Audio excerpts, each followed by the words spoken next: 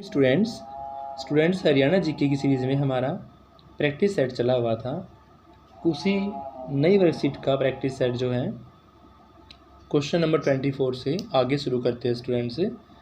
तो शुरू करते हैं आज की क्लास। Question number 24।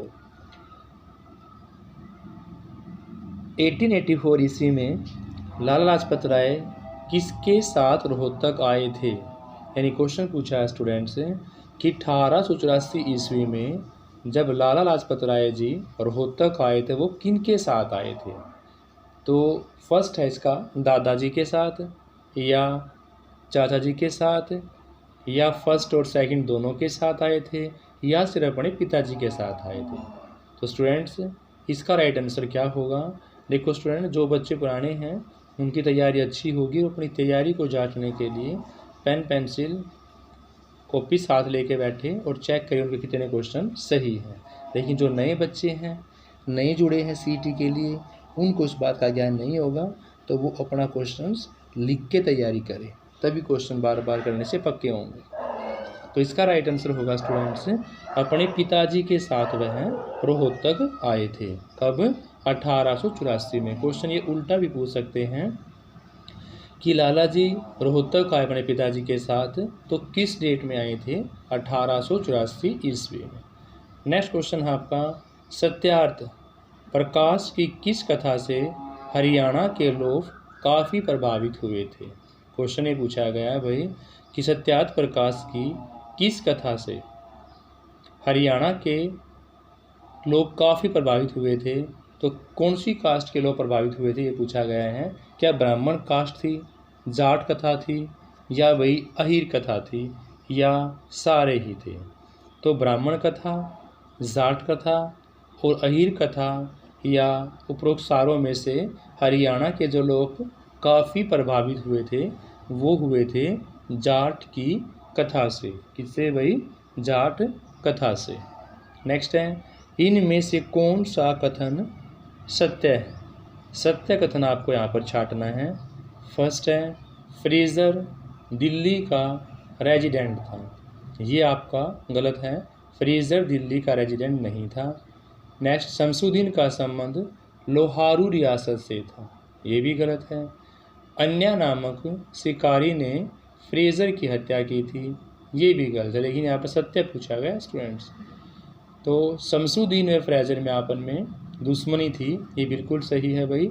सही यहाँ पर पूछा गया है कि शमसुद्दीन व फ्रेजर में आपस में दुश्मनी थी, शत्रुता थी। तो फोर्थ इसका राइट आंसर होगा स्टूडेंट्स। नेक्स्ट है, महाराणा रणजीत सिंह ने इनमें से शासकों को पकड़कर अंग्रेजों को सौंप दिया था। यानी महाराणा रणजीत सिंह ने इन सभी में से किन शासकों को पकड़कर अंग्रेजों को सौंपा था, ये आपको यहाँ पर बताना है। तो फर्स्ट आपका प्रताप सिंह। प्रताप सिंह का संबंध है जींद से। सेकंड जोधा सिंह छछरौली से।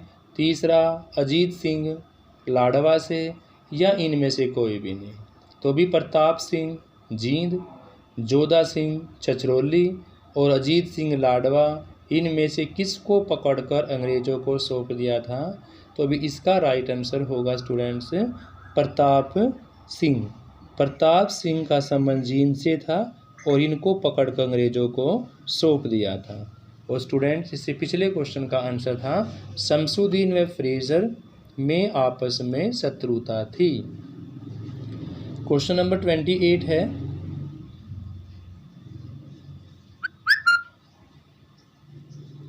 वर्तमान में हरियाणा राज्य का अभिलेखागार कहाँ पर स्थित था।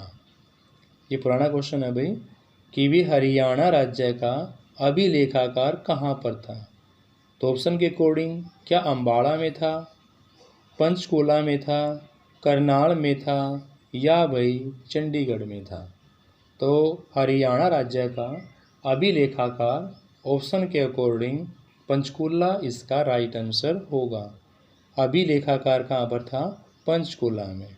नेक्स्ट है, पंचकुला से पहले हरियाणा राज्य का अभिलेखागार कहाँ था। बात पंचकुला से पहले की चल रही है, क्योंकि वर्तमान में कब था?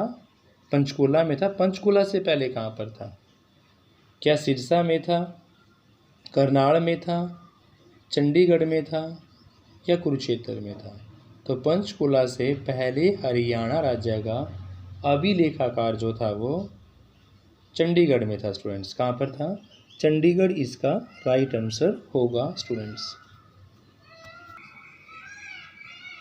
नेक्स्ट क्वेश्चन है भाई, पंजाब स्टेट रेजिडेंसी एवं एजेंसी की स्थापना इन चारों डेट में से कब की गई थी?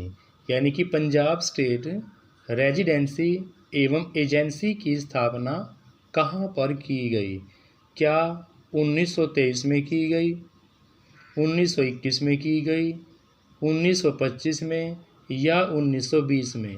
तो ये पंजाब स्टेट रेजिडेंसी एवं एजेंसी की स्थापना 1921 में की गई थी। कब की गई थी भाई? 1921 ही इसका राइट आंसर होगा, पंजाब स्टेट रेजिडेंसी एवं एजेंसी। नेक्स्ट क्वेश्चन है, इन चारों डिवीजन्स में से रिकॉर्ड से हमें आधुनिक हरियाणा के विषय में महत्वपूर्ण जानकारी प्राप्त होती है। यानी कि किस डिवीजन्स के रिकॉर्ड से हमें आधुनिक हरियाणा के विषय में, आधुनिक हरियाणा के बारे में महत्वपूर्ण जानकारियाँ मिलती हैं, उसका नाम आपको यहाँ बताना है। क्या वो अम्बाला डिवीजन्स होगी, दिल्ली डिवीजन्स होंगी, हिसार डिवीज़न होगी या तीनों ही इसका राइट आंसर होगा? तो भी जिस डिवीजन्स के रिकॉर्ड से आधुनिक हरियाणा के विषय में हमें ज़्यादा जानकारी मिली है वो यहाँ पर अम्बाला भी हैं, दिल्ली भी हैं और हिसार भी हैं। यानी तीनों डिवीजन्स के हमें रिकॉर्ड्स के बारे में हरियाणा के विषय में जानकारी मिली है, तो इसका उपरोक्त सभी राइट आंसर होगा, अम्बाला, दिल्ली, हिसार और सारे ही। यानी कि नेक्स्ट है भाई, प्रथम विश्व युद्ध के दौरान अंग्रेजों के इम्पीरियल रिलीज फंड में सबसे ज़्यादा दान देने वाले व्यक्ति का नाम पूछा गया है। प्रथम विश्व युद्ध के दौरान अंग्रेज़ों को इम्पीरियल रिलीज फंड में सबसे ज़्यादा दान देने वाले व्यक्ति का नाम यहाँ पर पूछा गया है। फर्स्ट है राय बहादुर सुखलाल, बाबू मुरलीधर, राय साहब ताराचंद या प्रोक्षबी? तो भी राय बहादुर सुखलाल, बाबू मुरलीधर और राय साहब ताराचंद में से जो राइट आंसर होगा स्टूडेंट्स वो होगा राय साहब ताराचंद। राय साहब ताराचंद इस क्वेश्चन का राइट आंसर होगा स्टूडेंट्स। नेक्स्ट है भाई, प्रथम विश्व युद्ध के दौरान इन चारों जिले से सबसे ज़्यादा धन यानी कि कम से कम 25 लाख इम्पीरियल रिलीज फंड में जमा करवाया गया था।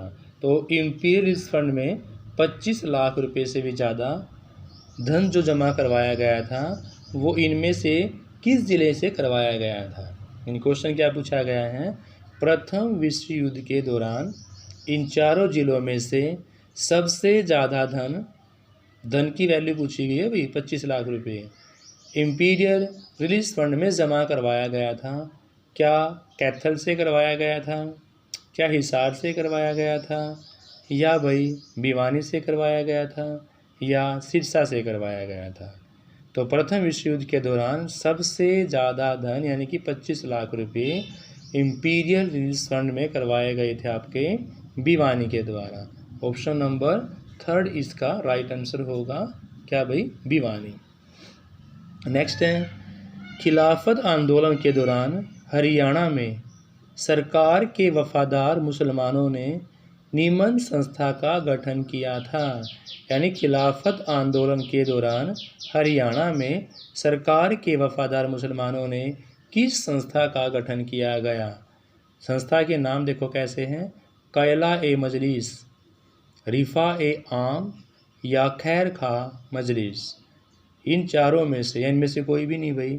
तो खिलाफत आंदोलन के दौरान हरियाणा में सरकार के वफादार मुसलमानों ने कैला ए मजलिस, रिफा ए आम, खैर खा मजलिस में से किसी भी संस्था का गठन नहीं किया गया था, इसलिए इनमें से कोई नहीं इसका राइट आंसर होगा। नेक्स्ट है, निम्न स्थान की नगर पालिका ने नवंबर 1921 में। कब भाई? नवंबर 1921 में प्रिंस ऑफ वेल्स के बहिष्कार का प्रस्ताव पास किया था। तो इन चारों में से नगर पालिका ने नवंबर 1921 में प्रिंस ऑफ वेल्स के बहिष्कार का प्रस्ताव किया गया। हिसार था, सिरसा था, अम्बाला या रोहतक। तो भी नगर पालिका ने नवंबर 1921 में प्रिंस ऑफ वेल्स बहिष्कार प्रस्ताव पास जो किया गया था वो किया गया था हिसार के द्वारा। फर्स्ट इसका राइट आंसर है भाई हिसार के द्वारा। नेक्स्ट क्वेश्चन है भाई, चौधरी छोटू राम ने कब और कहाँ कांग्रेस को छोड़ दिया था? क्वेश्चन पूछा गया है कि चौधरी छोटू राम जी ने इन चारों ऑप्शन के अकॉर्डिंग किस ऑप्शन में कांग्रेस को छोड़ दिया था? फर्स्ट है नवंबर 1920 में रोहतक में छोड़ दिया था, या दिसंबर 1920 में भिवानी में छोड़ दिया था, या अगस्त 1919 में हिसार में छोड़ दिया था, या इनमें से कोई भी नहीं। तो चौधरी छोटू राम ने कांग्रेस को छोड़ दिया था। राइट आंसर होगा इसका स्टूडेंट्स नवंबर 1920 में रोहतक में। चौधरी छोटू राम जी ने नवंबर 1920 में रोहतक में कांग्रेस को छोड़ दिया था। किसको भाई? कांग्रेस को छोड़ दिया था। नेक्स्ट है, सविनय अवज्ञा आंदोलन में लाला दुलीचंद की इन चारों पुत्रियों में से सक्रिय सहभागिता किसने की थी? यानी कि भाई सविनय अवज्ञा आंदोलन में लाला दुलीचंद की किस किस पुत्री ने सक्रिय रूप से सहभागिता की थी? तो एक का नाम है आपका विद्यावती, यशोदा, जमुना, या तीनों ही बेटियों ने सक्रिय सहभागिता की थी। तो भी सविनय अवज्ञा आंदोलन में लाला दुलीचंद की विद्यावती, यशोदा और जमुना पुत्रियों ने सक्रिय सहभागिता की थी, यानी कि उपरोक्त सभी ही इसका राइट आंसर होगा। 1858 की प्रशासनिक व्यवस्था के अंतर्गत रेजिडेंट्स की समस्त शक्तियाँ निम्न अधिकारियों को प्रदान कर दी गई थी। 1858 की प्रशासनिक व्यवस्था के अंतर्गत रेजिडेंट्स की समस्त शक्तियाँ इनमें से किसको प्रदान कर दी गई थी भाई? ये यहाँ पर क्वेश्चन पूछा गया है।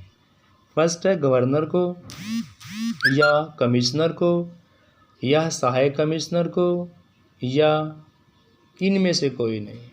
तो 1858 की प्रशासनिक व्यवस्था के अंतर्गत रेजिडेंट की समस्त शक्तियाँ जो है वो कमिश्नर को, किसको भाई?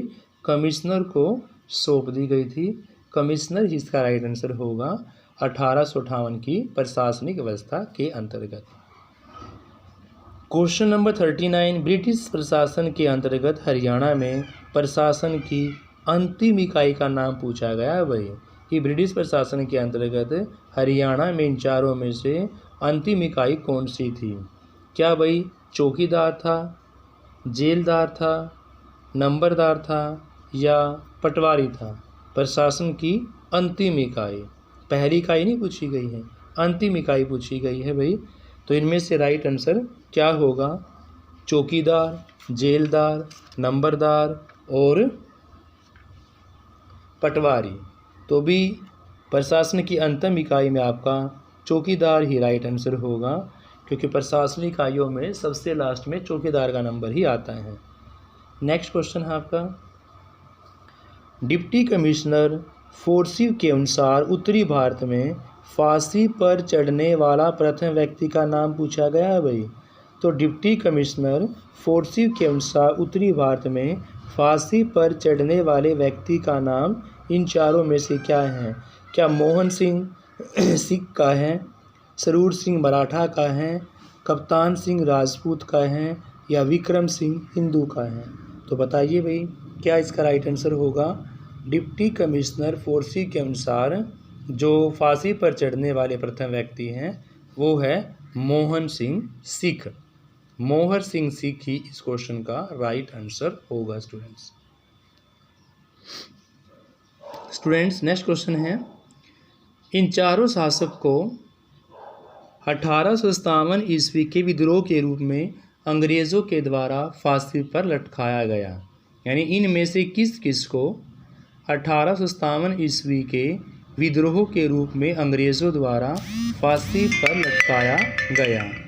तो स्टूडेंट्स, फर्स्ट आपका वल्लभगढ़ के शासक नाहर सिंह को, या फरूगनगर के नवाब अहमद अली को, या झज्जर के नवाब अब्दुल रहमान को, या डी इसका राइट आंसर होगा। तो भी 1857 ईस्वी के विद्रोह के रूप में अंग्रेज़ों द्वारा फांसी पर लटकाया गया था। इन चारों में से किसको भाई? सभी को। डी इसका राइट आंसर होगा। वल्लभगढ़ के शासक नाहर सिंह को भी, फरूगनगर के नवाब अहमद अली को भी, और झज्जर का नवाब अब्दुल रहमान। तो स्टूडेंट्स, यहाँ से 3 क्वेश्चन आपके और बन जाते हैं कि 1857 की ईस्वी में इन जगह से कौन कौन शासक थे। तो वल्लभगढ़ के शासक थे भाई नाहर सिंह 1857 की क्रांति में, फरूगनगर के नवाब थे अहमद अली, और झज्जर के नवाब थे अब्दुल रहमान। ये झज्जर के नवाब वाला क्वेश्चन 2-3 बार आ चुका है। नवाब का नाम पूछा गया था, इनमें से कौन सा है? तो कौन सा झज्जर से? अब्दुल रहमान। नेक्स्ट क्वेश्चन है, 1857 के विद्रोह को काबू में करने के बाद अंग्रेज़ों ने किस रियासत के साथ छेड़छाड़ नहीं की? तो भी फर्स्ट आपका दुजाना, दूसरा है लोहारू, या पटौदी रियासत होगा, या तीनों ही होंगी। तो भी 1857 की विद्रोह को काबू में करने के लिए अंग्रेज़ों ने रियासत के साथ छेड़छाड़ नहीं की। इनमें से आपका दुजाना भी सही है, लोहारू भी सही है, पटौदी भी सही है। तो तीनों ऑप्शन सही होने से उपरोक्त सभी ही इसका राइट आंसर होगा स्टूडेंट्स। नेक्स्ट क्वेश्चन है, 1857 ईस्वी तक हरियाणा की समस्त नागरिक शक्तियों का स्रोत क्या था? यह भी 1857 ईस्वी तक हरियाणा की समस्त नागरिक शक्तियों का स्रोत इनमें से किसके हाथ में था? क्या गवर्नर इसका राइट आंसर होगा, कमिश्नर होगा, रेजिमेंट होगा, या इनमें से कोई नहीं? 1857 ईस्वी तक हरियाणा की समस्त नागरिक शक्तियों का स्रोत कमिश्नर होगा भाई, कमिश्नर ही इसका राइट आंसर होगा। नेक्स्ट है भी हरियाणा संबंधी 1825 ईस्वी तक तीनों डिवीज़नों का प्रभारी किसको बनाया गया था? क्वेश्चन पूछा गया है भाई, हरियाणा के संबंध में 1825 ईस्वी तक तीनों जो आपके डिवीजन्स थी उनका प्रभारी इनमें से सहायक कमिश्नर को बनाया गया था, गवर्नर को बनाया गया था, या खाली कमिश्नर को बनाया गया था, या रेजिडेंट को बनाया गया था। तो अभी 1825 ईस्वी तक तीनों डिवीजन्स का प्रभारी बनाया गया था। क्या राइट आंसर होगा अभी इसका? सहायक कमिश्नर ही इसका राइट आंसर होगा फर्स्ट। नेक्स्ट है सुनहरे कानून। क्वेश्चन क्या है भाई?